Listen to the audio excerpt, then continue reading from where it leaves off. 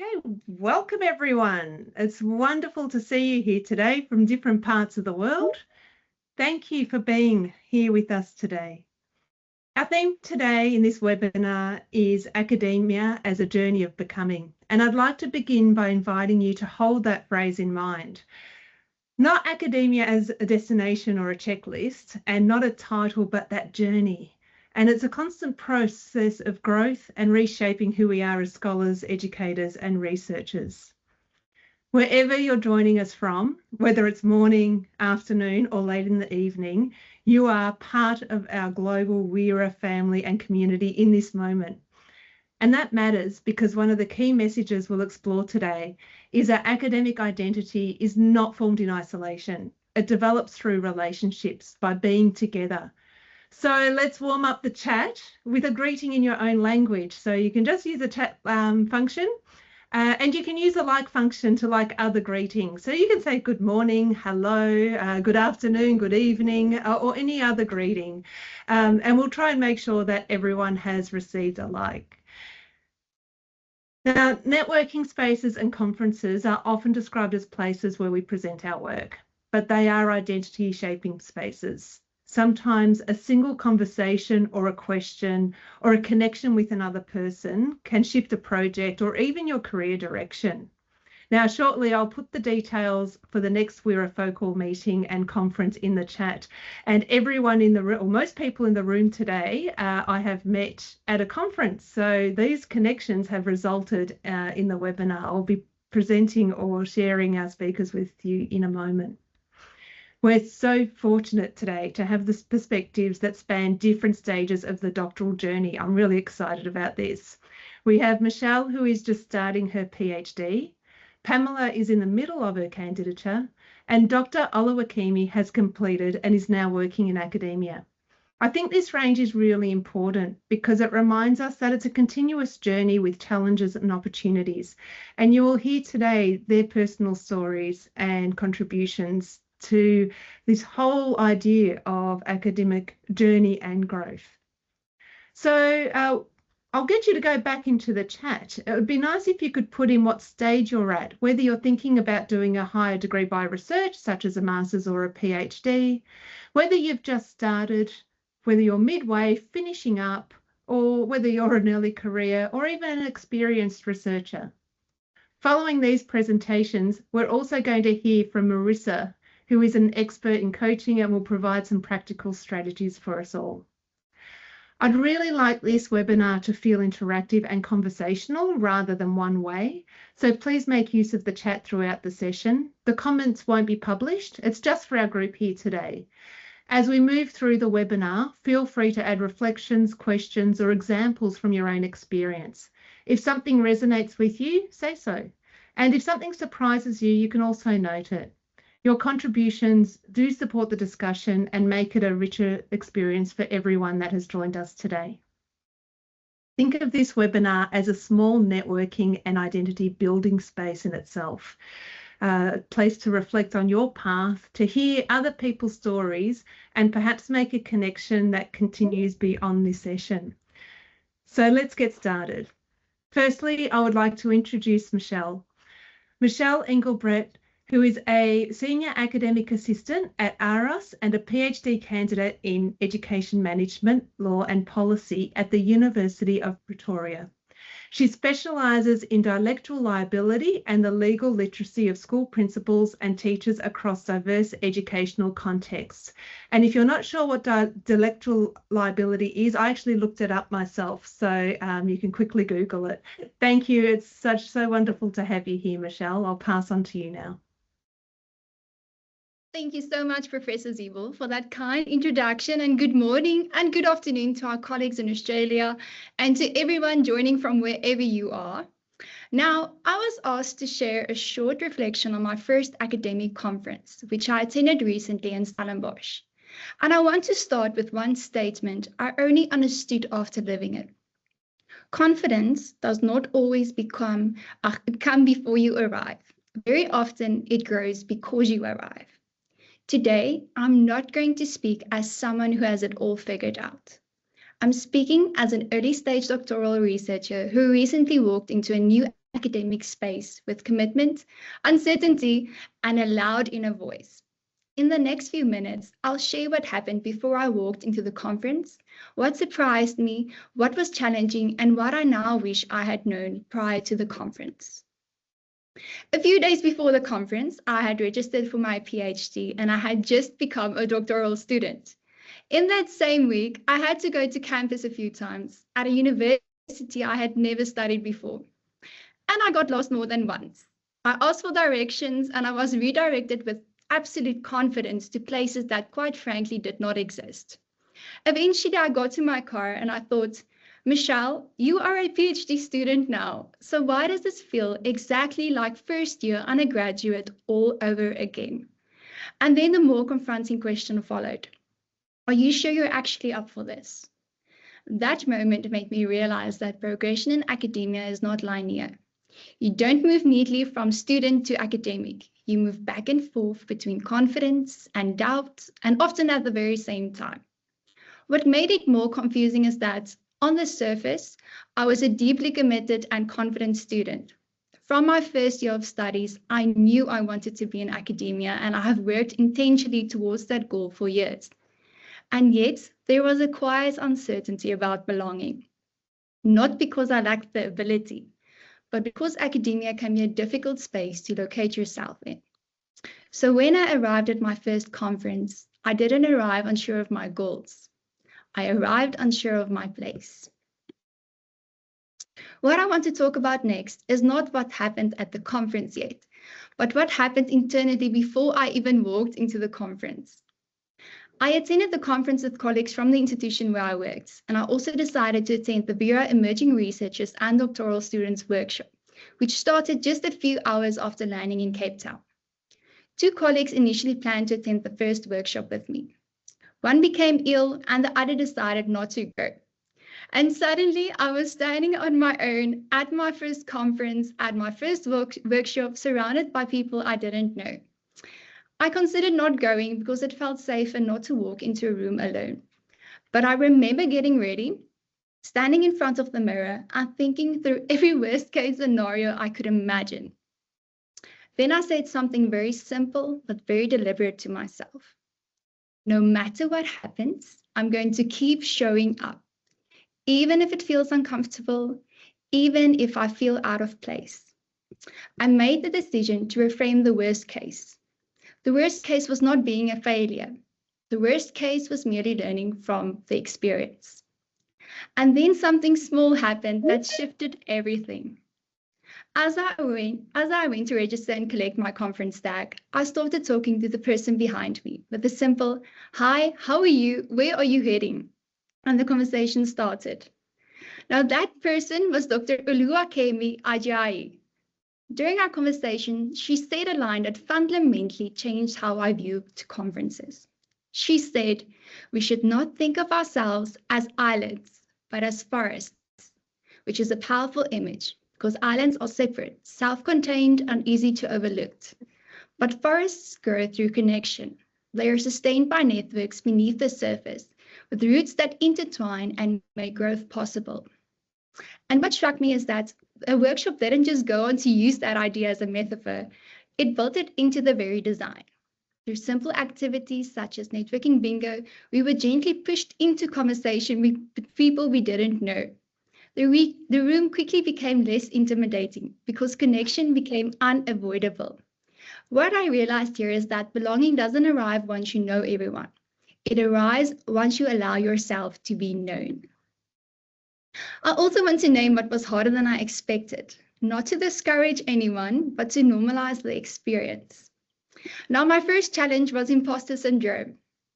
I found myself in a specialized discussion group directly linked to my research focus, surrounded by established scholars whose work I had read, cited, and admired. What surprised me was not their presence, but the internal voice that followed. Do I really deserve to be here? And I didn't expect to have to remind myself in real time that I belonged in that room, but I did. The second unexpected challenge was exchanging contact details. It started with photos of name badges, then LinkedIn or messaging, then emails written down in rooms that were loud and rushed. By the end, I had dozens of connections and a mild sense of panic about how I was going to follow up meaningfully. What helped me was using one method every time and then within 84 hours to follow up with the 4 most meaningful contacts. Not everyone. The third challenge was energy. I didn't expect how much conferences require, not because the experience is negative, but because you are constantly learning, listening, introducing yourself, and being professionally present for long stretches. What helped me was treating recovery as part of the work by taking short breaks, stepping aside between sessions, and not judging myself for needing a bit of quiet afterwards. So, my point is this: these are not signs that you don't belong, these are signs that you are become. And that brings me to what gave me confidence. It wasn't just one big moment. Now, what gave me confidence was a series of small relational experiences that slowly shifted how I saw myself and how I understood the space. The first shift happened when I realized people were genuinely listening to me. I asked questions and people engaged thoughtfully. They treated what I said as part of the conversation, not as something peripheral. That challenged a very personal and deeply internal narrative I didn't realize I was carrying, which is the idea that I was just a student in rooms where I didn't quite belong. A second shift was how I began to view senior academics. Out of respect, I had placed them on a pedestal and I kept thinking quietly, why am I in the same room as them? What surprised me was how human most of them were. They were approachable, curious, kind, and that's when I realized that they too were once early career scholars attending their first conferences and wondering whether they belonged. The third thing that built my confidence was small acts of recognition, such as someone remembering my name, asking a follow-up about my research, treating me as a colleague rather than an outsider. It quickly became a shared academic experience. So my takeaway became very simple. Confidence is not the absence of doubt. It is the willingness to show up with doubt and participate anyway. And when I look back now, there are a few things I wish I had known before attending my first conference. Not because I did it wrong, but because it would have been a bit gentler. Before I conclude, I want to share what I wish someone had said to me before my first conference. Now, if you are an early doctoral or early career researcher, you often walk into academic spaces feeling like you are borrowing the room, not belonging in it. So, here are 4 permissions I wish I had been given. First, you are allowed to be new. In academia, we compare ourselves to people with a 10 or 20-year head start, and then we call the difference inadequacy. It is not inadequacy. It is simply time. Being new is not a weakness. It is merely your location on the journey. Second, you are allowed to take up space, not because you know everything, but because your thinking matters while it is still being formed. And there is a moment that changes your relationship with the conference, which is the moment you speak up. Not perfectly, just honestly, by asking one question, giving one contribution, or one interaction. And that is often the moment you stop being an observer and become part of the community. Third, you are allowed to grow in public. This one is hard for me because many of us has been taught that if we are not polished, we should be silent. But scholarship is not formed in private and then suddenly delivered fully formed in public. Scholarship is formed through interaction, through being seen while you are still learning. And this is where I return to the sentence that stayed with me. We are not islands, we are forests. In a forest, growth is not lonely, it is relational. And a lot of the work happens beneath the surface, in invisible networks that hold you up until you can stand on your own. So if you are feeling uncertain, I want you to hear this clearly. Uncertainty is not evidence that you don't belong. It is often evidence that you are stretching. And that's why I'm grateful for spaces like this, because they remind emerging scholars that belonging can come first and confidence will follow. I want to close with what the conference taught me in the most practical and personal way. You have to take every opportunity to connect, not in a forced or performative way, but with the decision that you will not let fear make your world smaller. Imposter syndrome will always offer you an exit route by staying silent, standing at the edge, leaving early, telling yourself you'll network when you feel ready.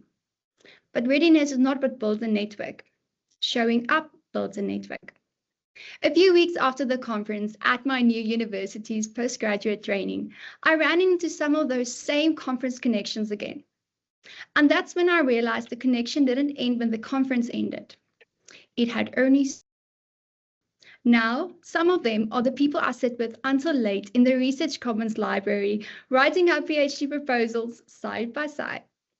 And that is why I say networks are endless. One conversation doesn't stay one conversation. It becomes a link, then a circle, then a community. And that community quietly changes what you believe is possible for you. So if you are an early doctoral or early career researcher, I want to leave you with this. Take the seat, start the conversation, send the message, ask the question. Because the moment you choose to show up, you stop being an island and you begin to find your forest. Thank you for listening. Back to you, Professor Diebel. Thank you, Michelle. There's some really insightful information there, and I just loved hearing about you taking that analogy from the conference and weaving it throughout your presentation. We're going to hear from Dr. Aluwakimi, who is credited with that imagery of the island and the forest. It's so important. And that message, that strong message to turn up, to show up, and to bravely step in and be involved is really important. So thank you for being so generous in sharing your honest reflections.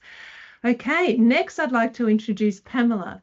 Pam is an educator and researcher with experience across higher education, online learning and inclusive teaching in Australia and Brazil.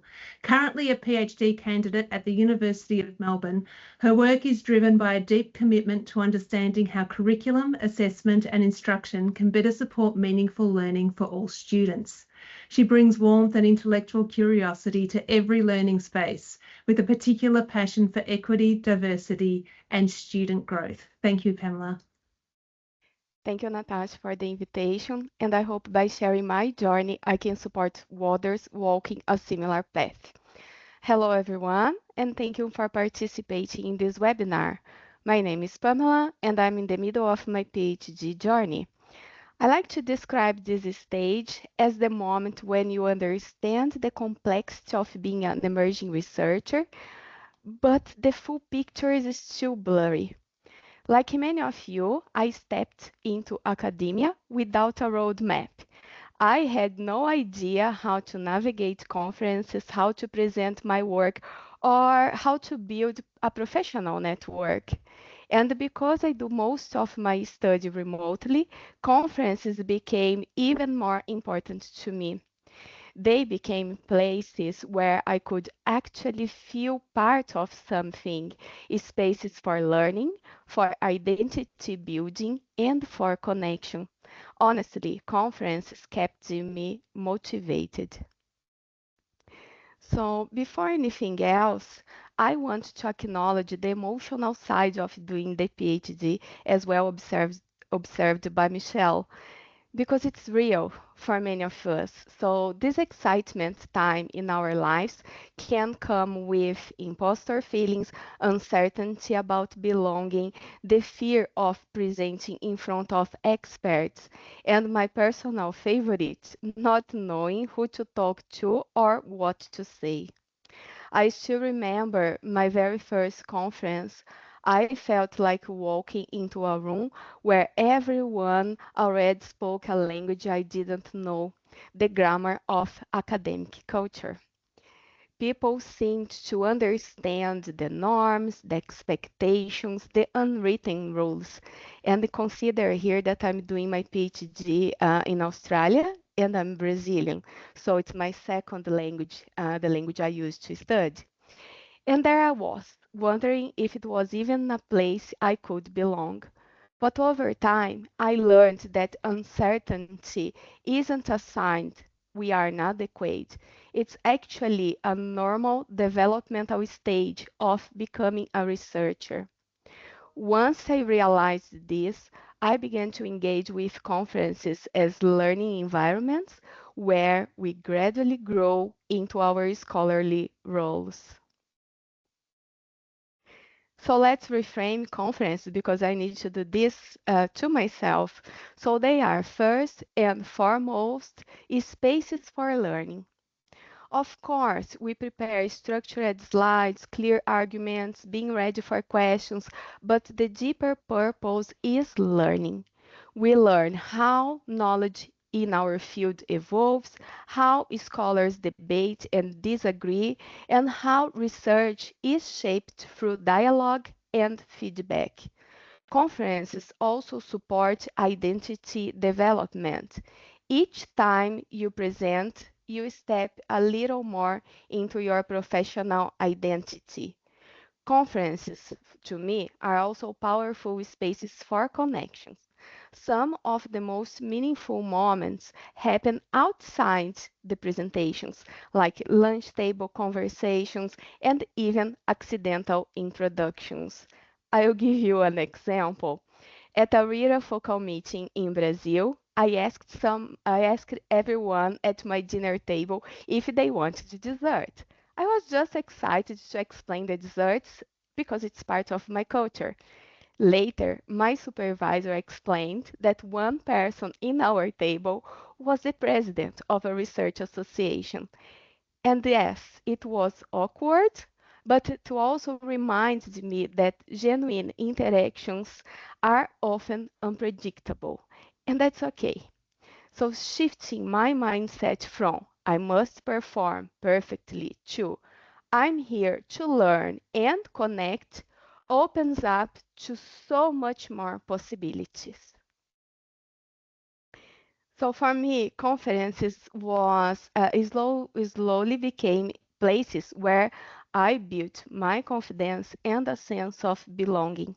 So I started presenting at my own university. I'm fortunate that at the University of Melbourne, we have the Faculty of Education Research Conference, which I attended in my first and second years. I also joined the Latin America Research Network and presented at their conference in my second year. It makes me feel at home. And last year, I had the chance to go to the Focal meeting in Brazil. That experience played such a big part in strengthening my confidence, especially being able to present and engage in Portuguese.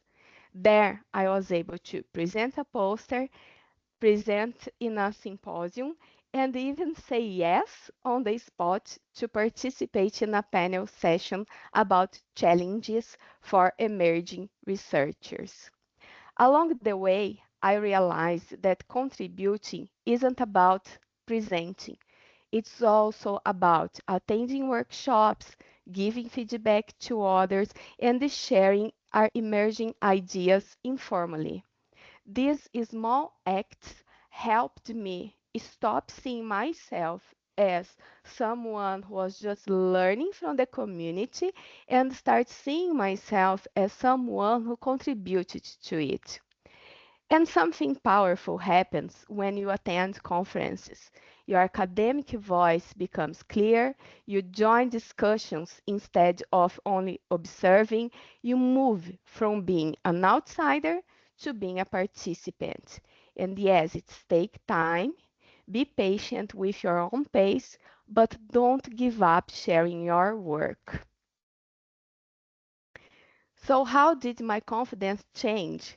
Well, that's not my strength, so confidence comes to me in small portions through supportive peers, generous supervisors, kind questions, and simply showing up again and again. So, I'll share the practical approaches I adopted in a moment, but my advice is simple: set realistic goals to yourself. So set small intentions, not big expectations. Choose 3 to 4 things like attend 2 sessions outside your field, introduce yourself to someone you admire, connect with other doctoral students, ask questions per session. So this keeps the experience grounded. Engage in low pressure connection. Connections don't have to be strategic. Often the best ones happen naturally. So try sitting next to someone new, going to a social event even for 20 minutes, complimenting someone's presentation, visiting poster sessions. When presenting, aim for clarity, not perfection. So people know you are an emerging researcher. They don't expect polished final answers. So when presenting, be clear about what you are studying and why. Embrace the challenges. Honesty invites dialogue. See Q&A sessions as collaboration, not interrogation. Some of my insights on my research came from questions I initially feared. And managing overwhelm. It's okay to take breaks, step outside, skip a session if you need. Pacing yourself is not a failure, it's learning. Now, networking. Well, this one is still a work in progress to me. Networking can feel transactional, performative, and even uncomfortable. But in academia, the most meaningful relationships usually come from shared interests, mutual curiosity, mentorship, and sometimes friendship. So, one question that helps me is how can we learn from each other? In the early years, this question felt impossible because I didn't think I had anything to offer. But we all bring something. Even a small observation can make someone see their work differently. My supervisor once told me, "You know more about your study than anyone in this room." And that helped me shift towards developing my participatory identity. So, to summarize, uncertainty is normal, it's part of the journey, not a sign you don't belong. Conferences are learning spaces, not performance arenas. See conferences as stepstones into your growth as a researcher. So, approach them with small intentions, curiosity, and kindness towards yourself. Build relationships that feel authentic and reciprocal. As emerging scholars, we are not just learning how to present research, we are learning how to be researchers in a complex, dynamic academic world. And conferences, with all their nervous moments, awkward conversations, and surprising connections, are one of the most powerful places where this transformation happens. Thank you for your time, and I'm happy to connect. Thank you, Pamela. That was such a brilliant presentation and lots of great tips there that you've shared with all of us. I saw Pamela present in Brazil and switch from Portuguese to English, and it was just so impressive. I'm always impressed when people can switch and present their work, learning the technical terms in one language and then presenting also in another second language, or sometimes third or fourth. So fantastic. And as I said, just some really beautiful reflections there. Okay, moving on now, we have Dr. Oluwakemi Ajayi, who holds a doctoral degree in psychology of education from Wits University in Johannesburg, South Africa. She's an academic in the psychology of education with expertise in career decision-making, inclusive education, and psychosocial factors influencing learning and well-being. Her research focuses on equity, learner agency, and contextually responsive educational practices, with particular attention to socio-economically marginalised settings in South Africa. She has extensive experience in teacher education and interdisciplinary research. And again, a couple of us have mentioned it, but Dr. Oluwakemi is also credited with the metaphor of us all growing together as a forest. So I'll pass it on to you. No doubt there will be some more pearls of wisdom during this presentation. Thanks.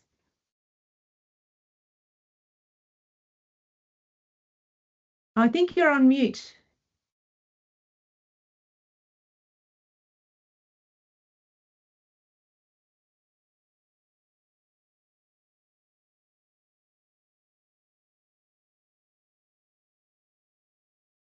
That's okay. We have a moment. Would it be helpful if you stopped sharing, perhaps? Oh, yes. We've got you. Wonderful. I've stopped sharing. Thank you. I'll get back to it. I'll start sharing.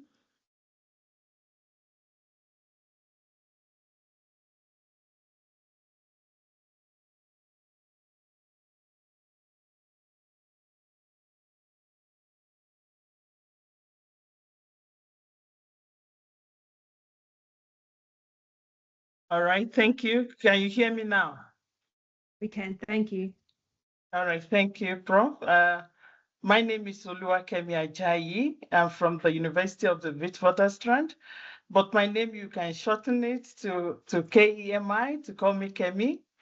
Yeah, for easier interaction. I always love to interact with people, and I don't want my name to be the stumbling block. Okay, I'll be talking today about claiming the academic space. Yes, and this discussion or presentation is going to be about belonging, voice, confidence, visibility, and legitimacy, especially for doctoral and emerging researchers navigating complex academic environments. We all understand the environment that we are. Even if you don't understand yet, you are still going together and understand that.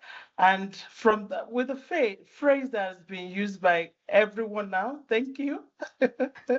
And it's always good to know, because that is my guiding principle, that even when I'm going to a conference, I'm going alone or going with someone, I want to feel among, I want to see myself as part of the conference rather than a separate person from the conference. Yes, and that was what brought about the phrase that I see myself as part of a forest rather than an island that stands on its own. Okay, but now what stage am I in my academic journey? I currently identify as an early career academic and researcher, having transitioned from doctoral study into academic leadership, research supervision, and implementing grant-based projects. My journey was quite an interesting one, just as everyone has experienced. I guess the experience is mutual. And just for you to note, my PhD journey was during the COVID.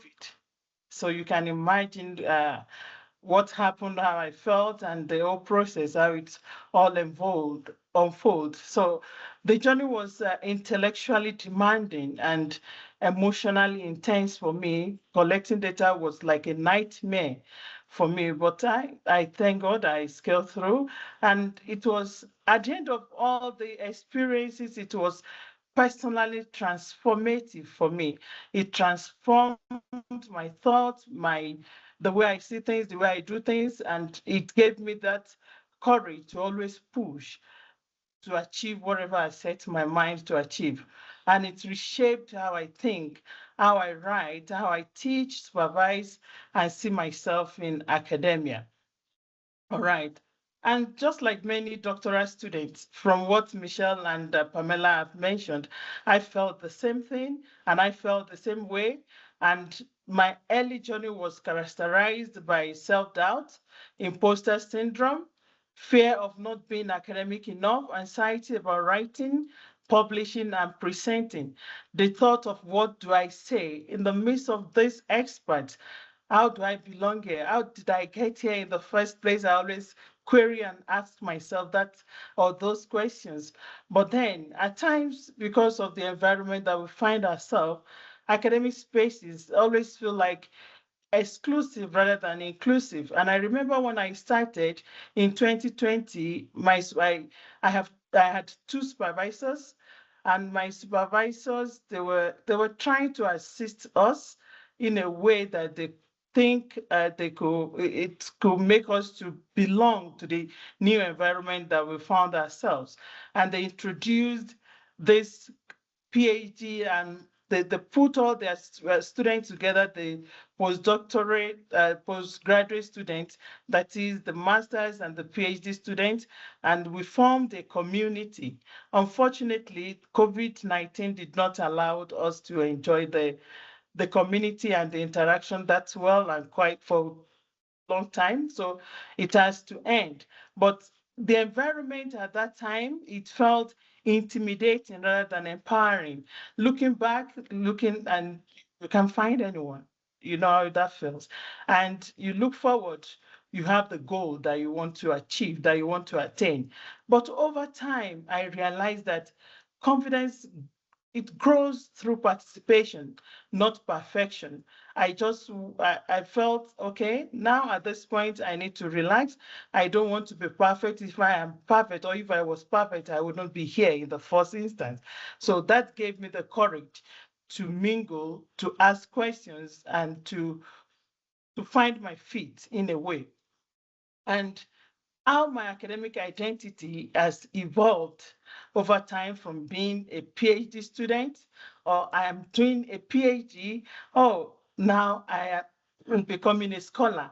And this means owning my voice. I have to stand up for what I believe in. I have to pull myself together to trust my intellectual contributions. At the same time, I have to see myself as a knowledge producer rather than a consumer. I can no longer depend on my supervisors now. I have to stand up. I have to stop being the crying baby. I need to be there for someone, for other people at that time. And this made me realize that claiming the academic space is not arrogance. It is epistemic justice. It is something that needs to be done. Once knowledge is being acquired, you need to disseminate. You need to pass on what you have achieved or what you have acquired from others. That is how the process continues. And we all have to continue growing in a way. And that I did for myself in a way that, okay, now I have to assist others the way I've been assisted. They need to get to some points in their lives as well as they have goals the way I did when I also started. And from fear to opportunity. Initially, when we've been talking about conferences, at the point of my journey, in my PhD journey, at a point after data collection, my supervisors, they were like, well done, Kemi. And now you need to make good use of your data. At that point, right there, I started writing manuscripts. And I was like, okay, what am I going to do? Where do I start from? I pull up my first that I had to search for was my supervisor's uh, published articles because they're the closest scholars that I knew then. I felt, okay, I need to see how they are doing it so that I can learn from what they've done. So I pulled some of their articles and I did it. It felt like a magic that, okay, now you can publish something, people can read your work, and you followed this academia, ResearchGate, Google Scholar, telling you somebody cited your work. You are excited in the room, dancing all alone. And I realized, okay, now the fear is going down, the opportunity is presenting itself. I need to buckle up. I need to live up to this that I've created. And that was when one of my supervisors, Dr. Munira Musa, said, Kemi, yes, you have done this, but now the next step is for you to attend conference. I was like, no, I'm still in the middle of this PhD journey. How do I do this? She said, just relax. We are going to do this with you. And it felt intimidating, hierarchical, and meeting different people, elite. I believed, no, when you look up to some people and you see them face to face, it felt like, oh God, where am I? Is this real? Is this happening? Now I see them. They are there in front of me, people that have been reading their work. At that point, I was intimidated. I'm not going to lie about that. But at some point, I gained the courage. And now, how do I see people at conferences? I see them and I see conferences currently as spaces for learning where I can connect. Uh, I can make my voice heard and affirm what I have known and what I have read or what I have studied. And they become sites of intellectual generosity, platforms to shape scholarly conversations. Conferences for me now are no longer just about presenting, they are about presence, participation, and positioning. And I think I have positioned myself quite well, if I may say that, because I met Professor Natasha Zibel that invited me to this program at a conference in January in Cape Town, Stellenbosch to be precise. And that is what I'm saying. And as I go on, we'll look more into that. How do you present yourself at conferences? And how do we build meaningful academic networks? Because now when you're at conference, you get to meet different people from different areas and from different research interests. How do you deal with that? And here are some practical strategies on how I've dealt with that in the past and currently, and I'm still using this as I go along in this journey. I always love to arrive prepared when I go to conferences. Most of the time, before you go to conference, you have the program. What I do, I love to print the programs. I will highlight every sessions that I think I need to attend or that I wish to attend. And if there are books of abstract, I always love to go through them to see and highlight what interests me so that I will want to attend that particular session and ask necessary questions that will be helpful to my journey as well. And I always identify scholars of interest. I've read about someone so interesting, and if I find their name on the conference program, I'm always so excited. So I want to be prepared before I go to the conference. And when at the conference, you start small. Simple introduction matters. Like Michelle mentioned, we met at the registration stand. She looked back, she smiled, I smiled back. I said, hello. She said, how are you? And I said, my name is Oluwakemi. You can call me Kemi. He said, oh, okay, my name is Michelle. And that was how it all started.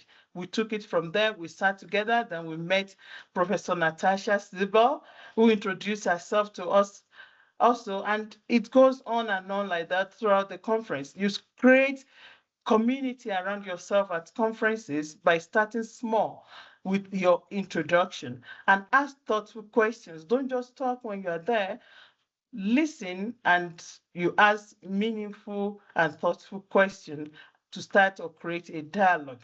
And it is important at the same time to follow up intentionally. I've realized that in academia, everything that we do has to be intentional. You have to be intentional about most things that you are going to be doing. You ask for people's name, email address. What do you intend to do with that? You can link up with them on LinkedIn, on social medias. And things like this are very, very important, and it's been made easier for us these days. And for us to do that, we need to sustain these relationships that we are creating. Collaborations grow over time. And when we are in this relationship, we exchange messages, and we have to realize that networking is not transactional, it is rather relational. If you're able to understand that aspect, you make good use of every relationship that you develop or network that you found or find or get at conferences. All right. And if I want to assume I'm starting my PhD journey now. What will I tell my PhD self today? That Oluwakemi, I will say to myself, you belong here. You belong here. Your voice matters. Your story has scholarly value. I would love to take up space. Without rushing it, I want to do it gently, confidently, and not unapologetically for me to be able to achieve my set goals. It is important for me to know that my PhD is not just about producing a thesis. It is about becoming a scholar. Definitely, I want to make good use of every opportunity that comes my way during my journey.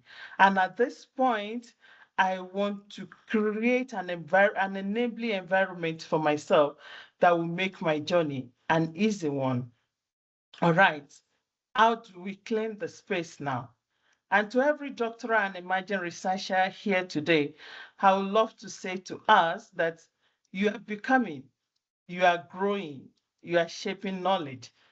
Claim your academic space, your presence here, and wherever the environment that you find yourself in your journey is not accidental, it is necessary. Let's look at example of this butterfly, the beautiful ones that we see around. Let's think about how their journey started before they become that beautiful thing that we all adore and admire. And I would love to leave us with this, the process and the product. For me, the end is always sweet. And for everyone else also, the end is always sweet, but the process is usually tough. So picture the end while diligently following the process. You can see I have onions here. I'm not about to cook any meal for us, but I want us to look at this onion. I always it's a metaphor for me. I always use onion as a metaphor, and I derived two main lessons from onion. The one is the pungent experience that comes when holding an onion closer to the eyes when cutting it. At that point, you can give up. You can decide to trash it and say, no, I did not bargain for this. I just want to eat or feed myself or my family. The same thing goes for the PhD journey. At one point, you might want to give up. You might think, this is not for me. This is not my thing. But then you should always think about the sweet experience of onion in the cooking. And that is why you need to picture the end while diligently following the process. Thank you. Thank you, Dr. Oluwakemi. You are such an inspiration. Thank you so much. And I hope you're seeing all of those reactions. I think a lot of what you said has resonated with the people attending our webinar today. For me, I really liked your comment about, or your perspective that claiming the academic space being epistemic justice. And I think as a global research community, we are much stronger together, and there's an obligation to share, but most importantly, to hear diverse voices. I've learned so much from our international research community. So thanks again for your presentation. I would now like to introduce Dr. Marisa Liesk. She's a postdoctoral fellow at the Centre for the Study of Resilience at the University of Pretoria.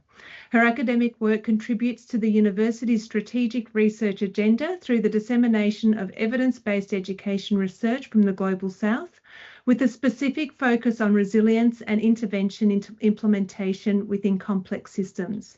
In addition to her academic role, she has extensive experience in human resources, leadership, and talent development in the corporate environment, which she draws on as a senior coach practitioner. So I have no doubt there is going to be some wonderful advice that is about to be shared. Thank you, Dr. Marisa Liesk.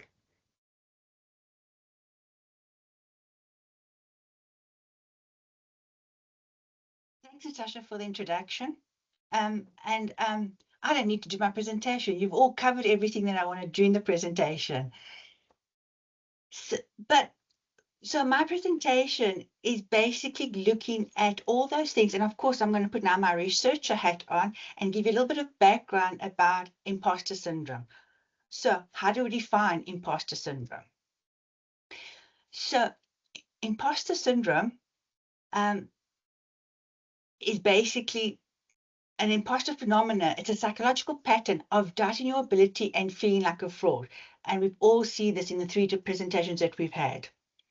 So how does imposter syndrome present?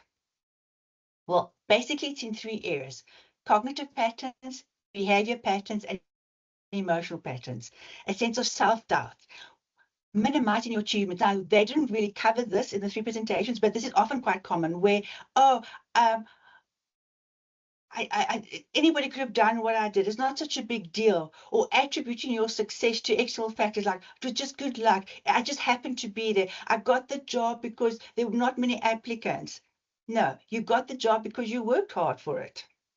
Behavioral patterns. So what often happens with these feelings of being an imposter is you tend to overwork, put extra effort, go for 100% perfection.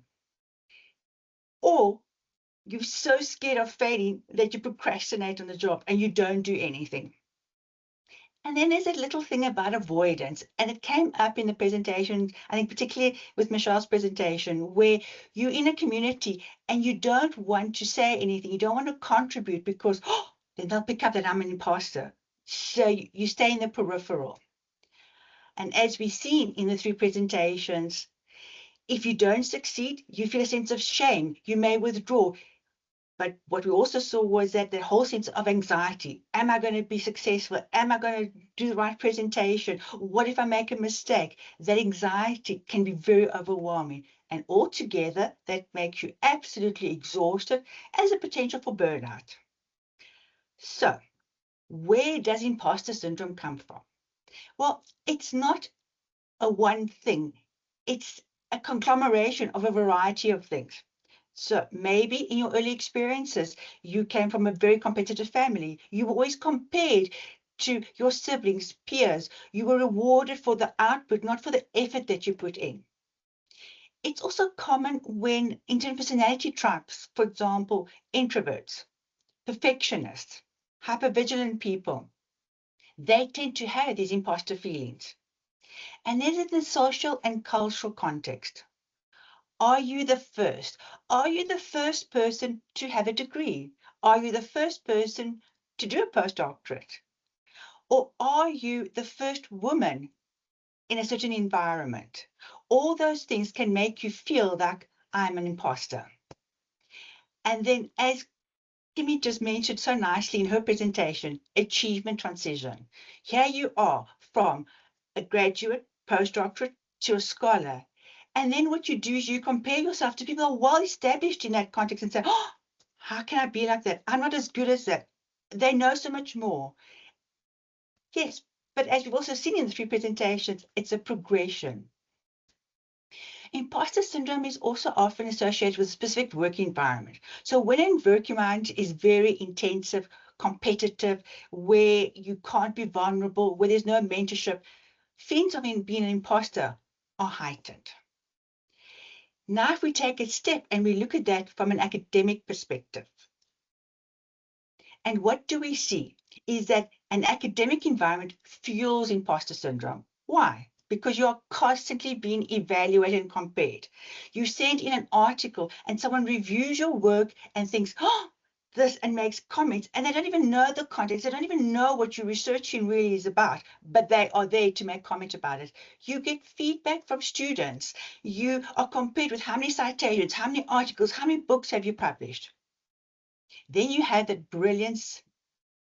So to belong in academia, you need to be smart. You need to be knowledgeable. If you've worked hard to be where you are, you can't be an academic. And that's a myth.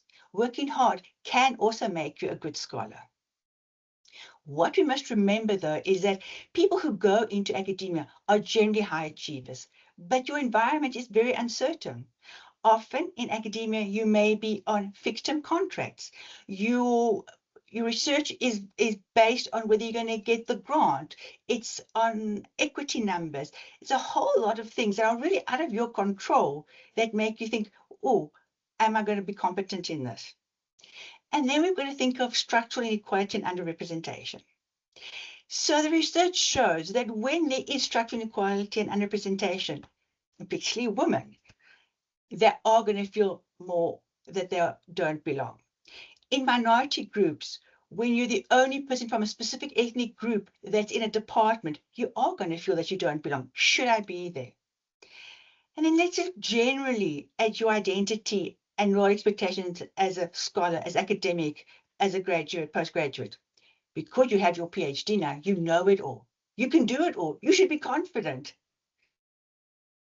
But it's a process. You do not know it all. You may be an expert in your research, but you cannot know it all. So how do you deal with it? So you deal with it in micro actions. Imposter syndrome is not going to go away. What you have to do is recognize it. And in all three presentations, we've seen they've done this. They have recognized that they have these things.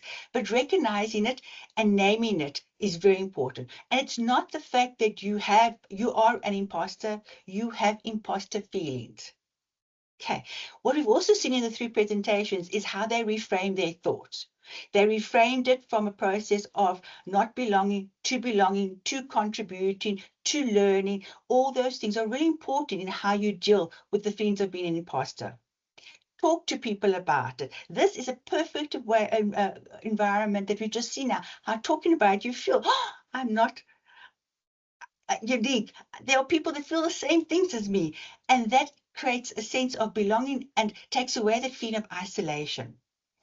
And Kumi, I really love the way you said how you need to share your knowledge and be there for other people, because it's normal to ask for help.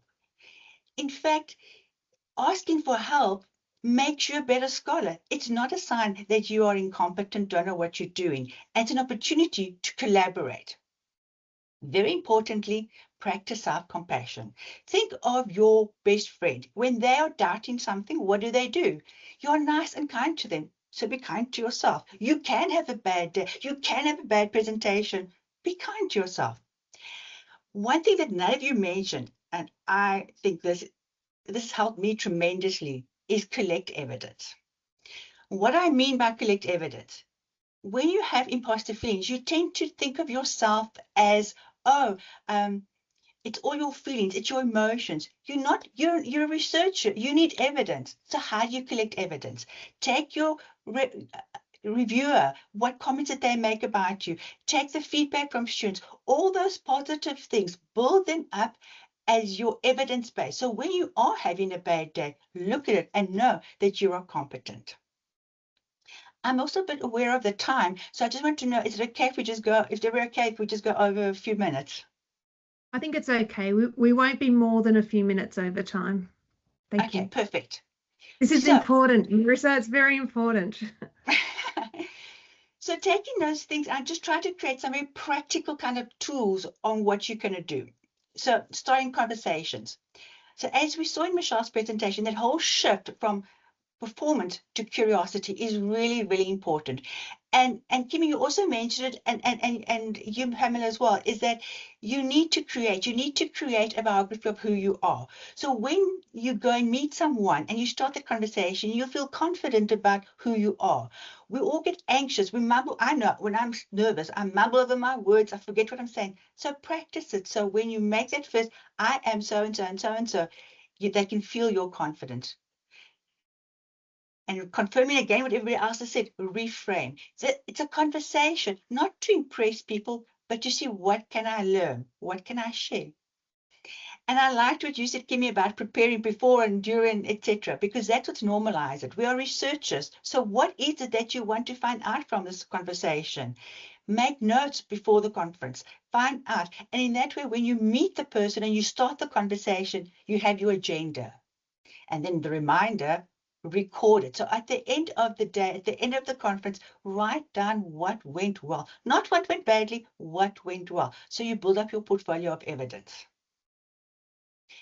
Now, if we move this to building connections, again, I think, Pamela, you stressed this. It's really important to identify and that intentionality. Why are you building up the connection?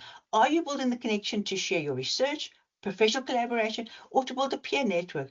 Because that determines how you're going to move to the next step. Very importantly, is, the whole thing about, trying to be a perfectionist. Remember that good enough principle. And in that good enough principle, you don't want to connect with everybody at the conference. Connect with one person. Connect with a meaningful person. And then share one insight. And as you also said, Ms. Pamela, do the follow-up activity. Find the email.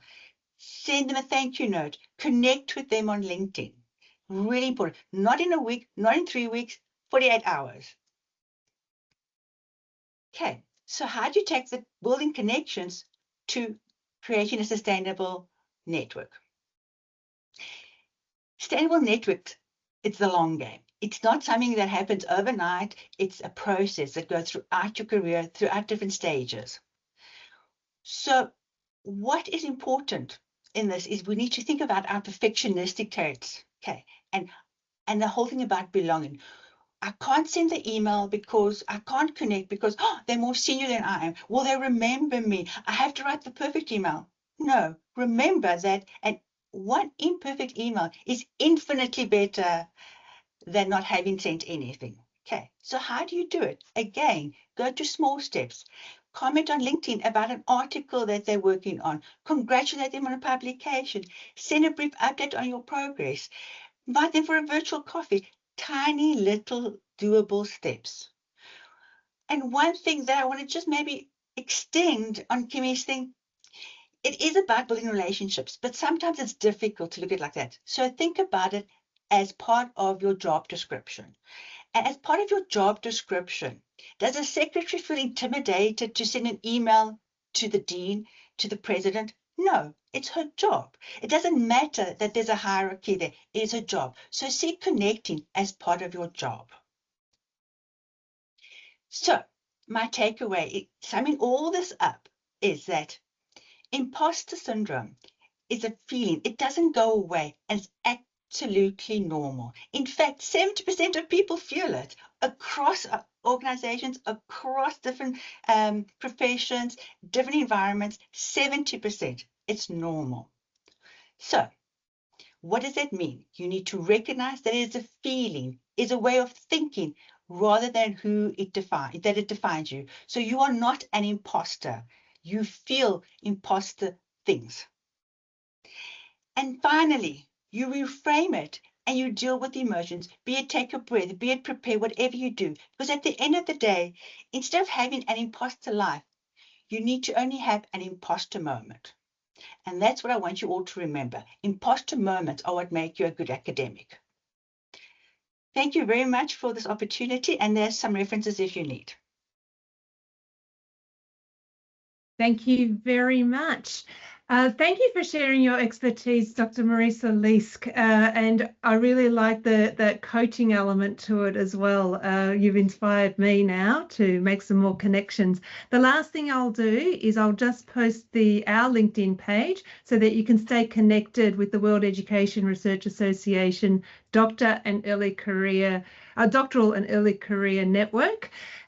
Thank you all for sharing your expertise and experience. Thank you to our participants. We wish you all the best in your doctoral journeys and in your academic journeys as early career researchers.